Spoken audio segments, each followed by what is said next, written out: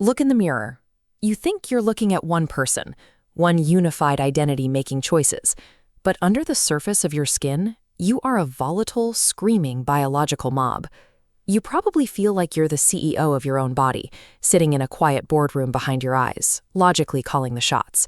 That feeling is a complete biological lie. Your conscious mind is actually just reading the morning newspaper. You only get a tightly compressed summary of events long after the actual work and deal-making have already happened. The real decisions governing your behavior are executed entirely in the dark. Billions of specialized cells operate in microscopic jungles, combining data and sending out motor programs far below your security clearance. If the conscious you isn't actually driving the boat, the only way to understand why you do what you do is to look under the hood. We have to expose the alien, hidden machinery that actually runs your life. For decades, neuroscientists mapped the brain into distinct departments. But looking closer, the neocortex consists of 150,000 identical vertical pillars called cortical columns. Data feeds into the bottom, and action signals shoot out the top. Each is an isolated mini-brain, generating its own world model.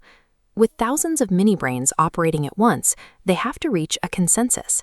They do this through a massive biological democracy.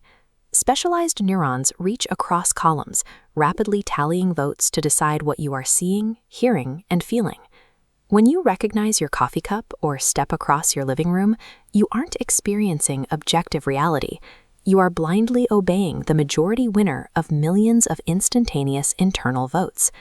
But treating this system like a peaceful, cooperative parliament misses the harsh reality of biology. Your brain is a treacherous, divided war zone. Nature rarely builds perfectly efficient systems. Instead, evolution relies on redundancy. It continuously stocks overlapping survival programs on top of each other over millions of years, never deleting the old ones. You have entirely distinct factions trapped inside your skull: emotional networks, rational networks, the left hemisphere, the right hemisphere. When faced with the exact same problem, they generate completely different, deeply conflicting solutions. These redundant factions act as a team of rivals. They are locked in a chronic, vicious battle to seize the steering wheel of your behavior and force the organism, you, to execute their specific plan. Every mundane action you take, whether you snap at a coworker or reach for a donut, is not born from unified, conscious logic. It is the temporary, hard-fought spoils of a biological civil war raging just behind your eyes. The internal you, the voice reading these words in your head, is merely a tiny, localized projection.